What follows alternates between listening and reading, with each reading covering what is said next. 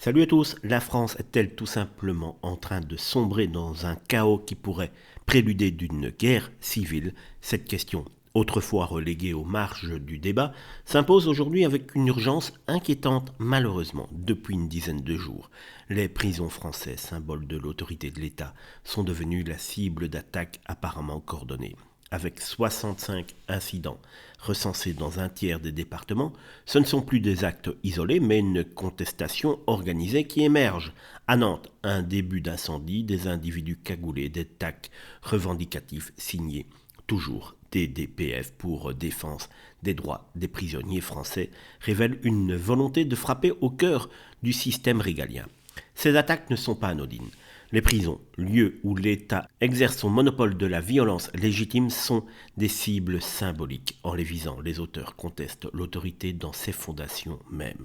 Ce phénomène s'inscrit dans un climat national déjà délétère. La défiance envers les institutions croît, les tensions sociales s'exacerbent et l'État semble perdre pied face à une montée de violence. Les syndicats pénitentiaires, alarmés, parlent eux d'un basculement. Ce qui relevait hier de l'hypothèse, une révolte ouverte contre le système carcéral, devient aujourd'hui une réalité tangible. Le personnel pénitentiaire, confronté à des menaces de plus en plus explicites de la part des détenus, vit dans une peur constante, craignant que ces actes ne soient qu'un prélude à une escalade bien plus grave. Face à cette situation, la réponse de l'État apparaît dramatiquement insuffisante. Les autorités se contentent de constater, d'ouvrir des enquêtes et de compiler des statistiques sans proposer de mesures concrètes pour endiguer le phénomène. Bruno Retailleau, ministre de l'Intérieur, multiplie les déclarations dans une indifférence, voire une impuissance, face à une crise qui menace la stabilité tout simplement du pays.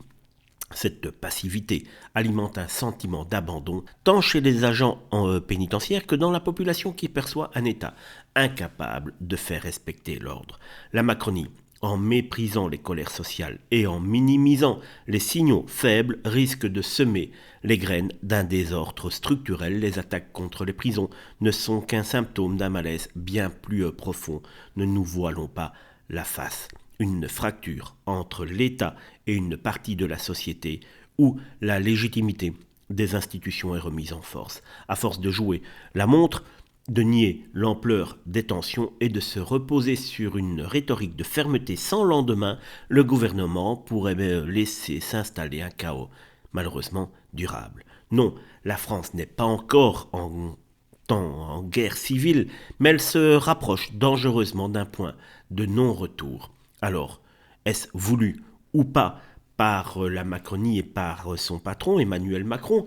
On le sait, celui-ci ne devrait pas pouvoir, sauf revirement de situation, se représenter en 2027. Son bilan, de toute façon, sera catastrophique et il restera pour beaucoup dans l'histoire de la France le pire président de l'histoire.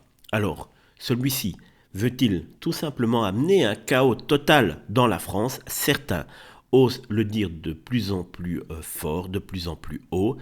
Macron, responsable d'une guerre civile en France, malheureusement, poser la question n'est plus véritablement utopique.